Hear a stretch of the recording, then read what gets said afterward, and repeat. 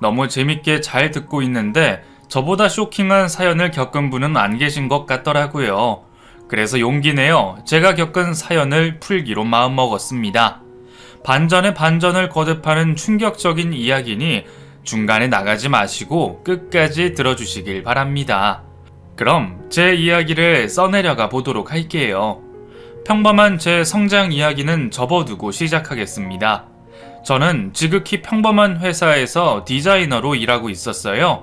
제 직업 특성상 많은 고객들을 만나 디자인 시안을 검토받고 작업하는 게 일상이었습니다. 이메일로 자료를 주고받아도 되는데 꼭 직접 만나서 하나하나 따지는 고객들이 대부분이었죠. 덕분에 저는 출장을 참 많이 다녔어요. 작은 수정 요청에도 먼 길을 가서 해결하고 돌아와야만 했죠. 그날도 지방 출장을 간 날이었습니다. 감기 몸살이 있는데 억지로 기차에 올라 부산까지 출장을 가게 되었죠. 업무는 삽시간에 해결했지만 서울로 올라갈 기차는 다음 날까지 기다려야 했답니다. 저는 숙소로 올라가 잠을 청했는데 새벽에 몸이 너무 아파서 깨고 말았어요. 이마를 만져봤더니 불덩이였고 식은땀이 억수같이 쏟아져서 당장 병원에 가야 할 것 같았죠. 늦은 시간이라 갈 수 있는 병원은 대학병원의 응급실이 유일했어요. 저는 택시를 타고 다 죽어가는 목소리로 병원에 데려가 달라고 했죠. 이윽고 응급실에 도착해 링거와 주사를 맞고 아침이 밝을 때까지 입원했답니다. 다행히 아팠던 몸은 씻은 듯이 나았고 기차를 타고 회사로 복귀하기로 했죠. 퇴원을 위해 수납 창구로 가서 카드를 내밀었는데 한도 초과라고 다른 카드를 요구했답니다. 하지만 가지고 있던 카드는 그게 유일해서 가방에 있던 통장을 꺼내 수납 창구 옆에 있던 ATM기 출금기로 다가가 돈을 인출했어요. 그리고 통장의 잔고를 확인하고 돌아서는데 누군가와 부딪히고 말았답니다. 아야, 뭐예요? 똑바로 보고 다니셔야죠. 저와 부딪힌 사람은 그 병원의 의사였는지 하얀 가운을 입고 있었어요. 죄송합니다. 제가 환자 기록 일지를 보느라 앞을 못 봤네요. 제가 너무 죄송해서 그런데 실례가 안 된다면 커피라도 한 잔 하시겠습니까? 저는 화를 낸 것이 미안했고 예의 바르게 사과하는 선생님의 태도에 함께 캔커피를 마시게 됐었습니다. 부산 사람이 아닌 것 같은데 맞죠? 네, 서울에서 출장 나왔어요. 그런데 새벽에 감기 몸살 때문에 이 병원에 오게 됐죠. 아이고, 지금은 어떠세요? 좀 나아졌나요? 그래서 전 링거와 주사를 맞고 푹 자고 일어나서 멀쩡해졌다고 대답했어요. 그런데 그 의사가 손목시계를 들여다보더니 우리 이렇게 만난 것도 인연인데 식사라도 같이 하는 게 어떨까요? 제가 어제 밤 근무를 해서 마침 퇴근 시간이네요. 라고 하는 겁니다. 저는 어떻게 할까 고민하다가 기차 시간도 남아있고 부산에 왔으니 맛있는 거라도 먹어보자 하는 생각으로 병원 앞에서 그 의사가 퇴근하길 기다렸습니다. 이윽고 사복을 입은 의사를 보는데 놀라고 말았어요. 쓰고 있던 안경까지 벗으니 정말 잘생기고 멋지더라고요. 그 의사는 아침에도 여는 횟집이 있다며 저를 그리로 데려갔고 부산의 싱싱한 회를 맛볼 수 있었답니다. 아팠다가 먹으니 꿀맛이더라고요. 민영씨 회를 많이 좋아하시네요. 제가 여기로 모시고 오길 잘한 것 같아요. 네, 너무 맛있어요. 서울에서 먹던 것과는 비교도 안 되는걸요? 그렇게 저희 두 사람은 부산 이야기를 주제로 수다를 이어갔고 상 위에 올려진 회를 금세 다 먹었답니다. 저는 아쉬운 마음으로 자리에서 일어났고 그 의사와 인사를 하고 헤어지려고 했어요. 그런데 그가 제 손목을 잡아채더니 민영씨, 아무래도 안 되겠어요. 전화번호 좀 알려주세요. 이대로 돌아가면 평생 후회할 것 같습니다. 앞으로 민영씨가 제 마음을 계속 뺏을 것 같아요. 하고 오글거리는 멘트로 연락처를 묻더라고요. 저는 웃음을 터뜨렸고 그 의사가 내심 마음에 들어 곧바로 전화번호를 찍어줬습니다. 그리고 나중에 서울에 오면 밥 한 끼 사겠다는 말을 남기고 부산을 떠나게 되었죠. 그리고 시간이 지나며 자연스레 그 의사의 얼굴이 잊혀져 가는데 일주일 만에 연락이 왔습니다. 민영씨, 저 서울입니다. 지난주에 약속한 대로 밥 사주세요. 네? 서울이요? 의사 선생님이 서울로 출장을 올 리는 없을 테고 무슨 일 있으세요? 네, 있죠. 민영씨가 보고 싶어서 달려왔습니다. 그러니까 빨리 나와주세요. 저는 또다시 웃음을 자아내며 진짜 서울에 와서 밥 사달라고 할 거라고는 상상도 못했다고 대답했습니다. 그리고 곧장 그 의사와 약속한 장소로 나가서 식사를 하게 되었죠. 민영씨가 사주시는 밥이라 그런지 완전 꿀맛이네요. 오길 잘한 것 같아요. 정말 저 만나려고 그 먼 길을 오신 거예요? 도대체 왜요? 저는 대충 짐작이 됐지만 그 사람의 대답이 듣고 싶어 물었습니다. 왜긴요. 민영씨를 좋아하게 돼서 그런 거죠. 전 민영씨를 처음 보자마자 데자뷰를 느꼈어요. 분명 어디선가 본 적이 있고 인연이라는 걸 말이죠. 그게 아무래도 전생이 아닐까 하는 생각이 들어요. 아, 선생님, 오글거리는 말 좀 그만하세요. 그냥 제가 마음에 들었다고 하시면 되잖아요. 제가 웃으며 답하자 그 의사는 그런가요? 여하튼 저는 민영씨가 제 운명이라고 확신합니다. 진심으로 좋아해요. 그리고 저도 이름이 있습니다. 박상철이라고 합니다. 그러니 선생님이라고 그만 부르세요. 라고 자기소개를 하더군요. 저희는 재밌는 시간을 보내고 밖으로 나와 공원의 산책길을 걸었습니다. 상철 씨는 제가 정말로 좋았는지 제 얼굴을 보려고 뒤로 걸으며 저를 민망하게 했어요. 그런데 그 행동이 너무 귀여웠고 이 사람과 잘해보고 싶은 마음이 굴뚝같이 솟아났습니다. 그래서 상철 씨가 사귀자는 고백을 하자마자 저도 좋다고 대답하며 바로 연애를 시작하게 되었네요. 장거리 연애라 자주 만나는 게 힘들 줄 알았는데 상철 씨가 거의 주말마다 서울로 올라와서 제 얼굴을 보고 내려갔어요. 노력이 얼마나 가상한지 저에게 이렇게 헌신적인 남자는 살다 처음이었답니다. 그렇게 저희는 6개월 동안 뜨겁고 찐한 연애를 했고 상철 씨가 청혼을 했어요. 민영아, 난 네가 다른 남자한테 갈까봐 겁나. 그러니까 나랑 결혼하자. 내가 죽는 그날까지 너 책임질 테니까 날 남편으로 받아줘.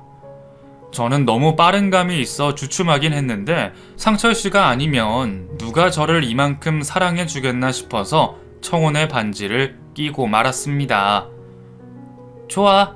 조금 이른 감은 있긴 하지만 상철 씨가 그동안 보여준 노력을 생각하면 결혼해도 되겠다는 생각이 들어. 고마워, 지은아. 내가 평생 너의 머슴이 되어줄게. 그렇게 저희는 결혼 약속을 하게 되었습니다. 그리고 저와 남편은 둘 다 부모님이 안 계셔서 상견례를 치를 필요가 없었어요. 또 둘 다 외동이어서 다른 가족 신경 쓸 일도 없었죠. 또 코로나가 시작되던 시기라 결혼식을 올리는 게 어려워졌답니다. 자기야, 요즘 뉴스에서 난리더라. 코로나 때문에 결혼식을 미뤄야 하지 않겠어? 맞아. 지금 결혼하는 건 민폐야. 아무래도 내년이나 내후년으로 결혼식을 미뤄야겠어. 내가 괜히 미안하네. 당신한테 아름다운 드레스를 입혀주고 싶었는데. 그래도 시국이 이러니까 너무 서운해하지 마. 내가 나중에 성대한 결혼식을 올려주도록 할게. 그렇게 남편이 된 상철 씨는 일하고 있는 부산의 대학병원에서 바로 그만둘 수 없다고 말했어요. 맡고 있는 환자들 중 아직 수술도 진행하고 살려내야 할 의무감이 있어서 2년 정도 주말에만 서울로 오기로 했답니다. 그래서 저희는 결혼식을 생략했고 신혼집도 나중에 얻기로 했답니다. 주말에만 얼굴을 볼 수 있으니 나중에 완전하게 자리를 잡으면 집을 마련하기로 했죠. 따지고 보니 결혼 약속만 하고 이뤄진 건 하나도 없었고 호칭만 여보, 당신이 되었답니다. 그런데 그이는 피곤하지도 않은지 매 주말마다 서울로 올라와 저와 부부 생활을 했고 일요일 밤에 기차를 타고 다시 부산으로 내려갔어요. 여보, 앞으로는 나도 부산에 내려갈게. 당신 혼자 왔다 갔다 하니까 얼마나 힘들겠어. 다음부터는 교대로 움직이자. 그러니까 다음 주에는 내가 부산으로 내려갈게. 하지만 남편은 강하게 고개를 흔들며 대답했어요. 아니야. 그럴 필요 없어. 지금 내가 지내는 집은 호랩이 사는 집 같아서 당신을 그리로 초대하고 싶지 않아. 좁기도 하고 볼 것도 없어. 그리고 난 여기가 좋아. 당신 향기가 배어있는 이 집이 말이야. 내가 좋아서 매주 올라오는 거니까 내가 힘들 거라는 걱정 따윈 하지 않아도 돼.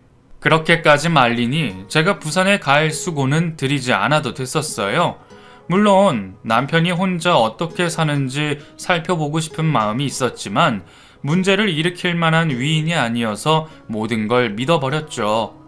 그렇게 6개월 동안 남편은 한 주도 빠짐없이 서울로 올라왔고 피곤할 텐데도 저와 데이트를 실컷 해줬답니다. 저는 남편과 주말 부부로 지내서인지 서로에게 더 애틋해졌고 하루빨리 주말 부부를 청산하고 함께 살고 싶었어요.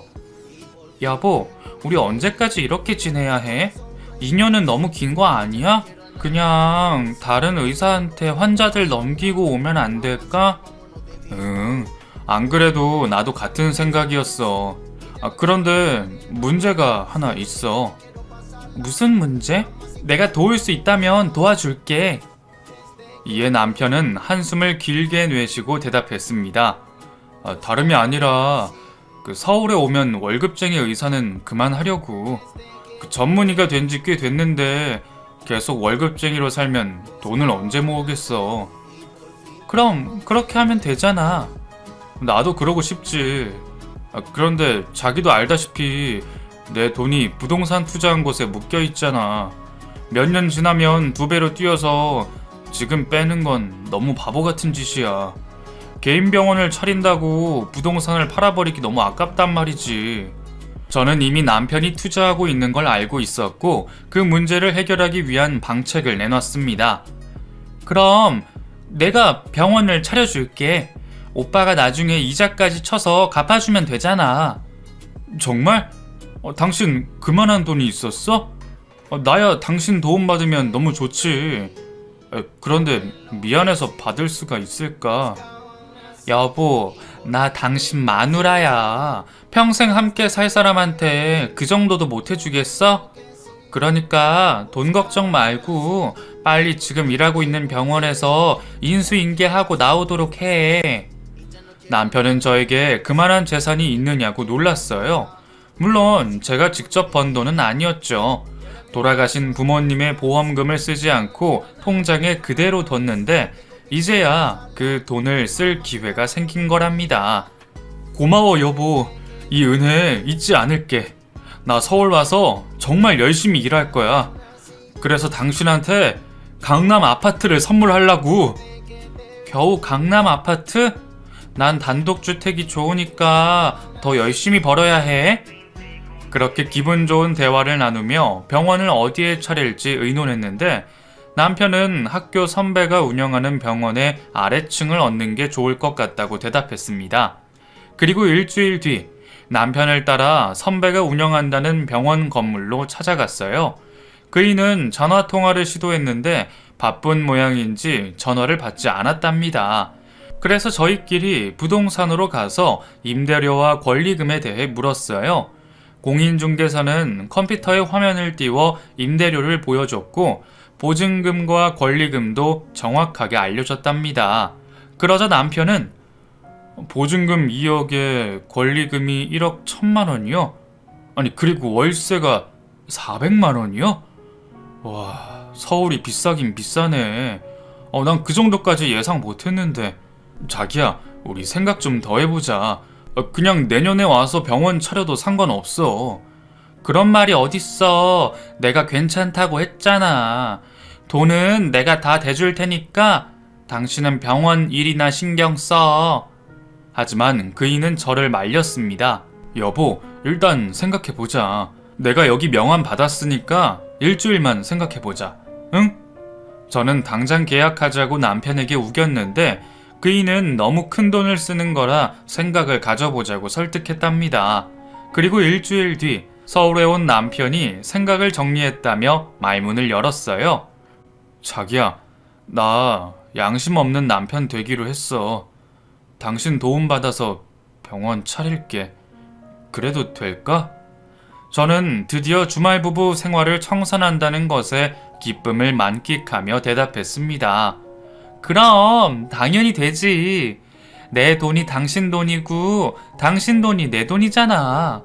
그러니까 미안해할 거 없어. 그래? 그럼 계약하러 갈까? 그런데 갑자기 눈이 자동으로 감기는 피로를 느꼈어요. 도저히 몸을 일으켜 세울 수 없겠더라고요. 여보, 나 왜 이러지? 왜 이렇게 졸린 거지? 아무래도 안 되겠어. 당신 혼자 계약하고 와. 결국 저는 깊은 잠이 들고 말았고 남편 홀로 병원 계약을 하러 나갔답니다. 몇 시간이 지났는지 모를 만큼 오랜 잠을 잔 저는 창밖이 어두울 때 깨어났어요. 저는 낮잠을 거의 자지 않는데 그날따라 몹시 피곤했답니다. 어쨌든 남편은 저에게 건물주의 도장 찍은 계약서를 보여주며 한 달 뒤 개인 병원을 가지게 되었다며 기뻐했어요. 저 역시 계약서를 보고 이젠 주말 부부 생활에서 벗어난다는 것에 몹시 기뻤답니다. 저는 그 자리에서 남편이 알려준 건물주 계좌번호로 1,000만 원의 계약금을 보냈어요. 그리고 그이는 기차 시간이 다 되어서 부산행 기차를 타고 내려갔습니다. 자기야, 다음 주말에 올라올게. 응, 조만간 이런 이별도 끝이다. 가서 잘 지내고 주말에 봐. 그렇게 남편과 잠시 헤어지고 보통 때처럼 직장 생활을 이어나갔습니다. 그런데 일주일이 지나자 남편이 처음으로 집에 올라오지 않았어요. 자기야, 정말 미안한데 이번 주는 못 가겠어. 갑자기 수술 스케줄이 생기고 말았네. 내가 담당하는 환자라 다른 의사한테 맡길 수가 없는 노릇이라 어떻게 하면 좋지? 할 수 없지. 의사한테 환자가 제일 중요하잖아. 수술 잘하고 이번 주는 부산에서 보내. 우리야 뭐 다음 주에 만나면 되니까. 그런데 그때까지 어떻게 기다리지? 당신 너무 보고 싶어. 제가 애교를 피우듯 말하자 남편이 키득거리며 웃었고 자기도 제가 보고 싶고 사랑한다고 속삭이고는 전화를 끊었답니다. 그런데 시간이 조금 지나자 뭔가 찝찝한 마음이 들었습니다. 그동안 한 주도 빠지지 않고 저를 보러 오던 남편이 저에게 돈을 받고 나서 달라진 게 의심쩍더라고요. 물론 남편을 못 믿는 건 아니었지만 아직 혼인신고를 하지 않은 상황이어서 짚고 넘어가야 할 필요를 느꼈죠. 그래서 남편이 진실을 말하는지 확인을 해보기로 했답니다. 그래서 남편이 일하는 병원에 전화를 걸었어요. 저는 안내 직원에게 남편 이름을 대고 수술 날짜가 주말에 있는지 물었습니다. 고객님, 의사 선생님 스케줄을 저희 마음대로 알려드릴 수 없습니다. 그렇죠? 그런데 제가 박상철 전문의 아내 되는 사람이에요. 집안일 때문에 주말 스케줄이 궁금해서 연락한 거예요. 제가 병원에 직통으로 전화를 한 건 이유는 아시다시피 의사들이 연락이 잘 안 되잖아요. 사모님이셨군요. 잠시만요. 전산으로 확인해 보겠습니다. 사모님, 박상철 선생님 주말에 수술 스케줄 있네요. 일정이 없던 수술인데 환자분 상태가 안 좋아져서 갑자기 잡힌 게 맞습니다. 그제야 저는 안도의 한숨을 내쉬었습니다. 그 병원에서 일하는 의사도 맞고 수술 스케줄도 사실이었죠. 사실을 짚게 된 저는 남편을 의심한 게 미안해지더라고요. 그렇게 의심을 거두자 남편이 계약한 개인 병원에 들어가는 3억 원의 돈을 건물주 통장으로 이체했습니다. 몇 시간 뒤 확인한 남편에게서 전화가 걸려왔어요. 여보, 확인했어. 당신 덕분에 개인 병원장님이 됐네. 이제 장비값만 치르면 될 것 같아. 병원 장비는 며칠 뒤에 내가 알려주는 계좌로 넣어주면 돼. 여보, 진심으로 고마워. 내가 앞으로 진짜 잘할게. 그래, 돈 걱정하지 말고 당신이랑 나 어떻게 살지 나 걱정해. 우리 지금보다 열심히 살고 행복하게 살자. 그나저나 지금 있는 병원은 얼마나 있다가 그만두는 거야? 아무래도 4주 정도는 더 있어야 할 것 같아. 아무래도 정해진 수술은 다 하고 나가야지. 아무튼 고마워. 지금 호출 와서 가봐야겠다. 그이는 그렇게 전화를 끊었고 저는 제 할 일을 하며 시간을 보냈습니다. 그런데 문득 남편이 부산에 사는 동안 한 번도 찾아가지 않았다는 사실이 떠올랐어요. 그이가 지내는 숙소는 비좁고 침대와 책상밖에 없다고 해서 가지 않았는데 아무리 그래도 아내가 되는 사람이 한 번도 들여다보지 않았다는 것에 마음이 걸렸답니다. 또 남편의 병원에 도시락이라도 싸서 찾아가 본 적도 없어 미안하더라고요. 그래서 전 남편을 놀래켜 주려고 맛있는 반찬을 만들고 부산행 기차에 올랐답니다.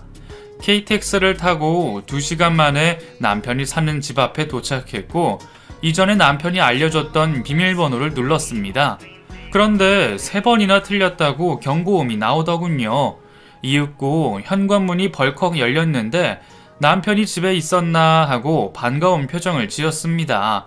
하지만 저는 깜짝 놀라고 말았습니다. 문을 열어준 사람은 남편이 아닌 낯선 남자였으니까요. 아저씨 누구세요? 그건 제가 물어야 할 말이 아닌가요? 누구세요? 전 이 집에 사는 박상철 씨 아는데요. 누구신데 남의 집에 계신 거죠? 제 물음에 남자는 헛웃음을 쳤습니다. 누구요? 박상철? 뭔가 잘못 알고 왔나 보네요. 여긴 제 집입니다. 몇 년 동안 여기서 줄곧 살아왔다고요. 다시 연락해 보시고 제대로 찾아가세요. 그럼 문 닫습니다.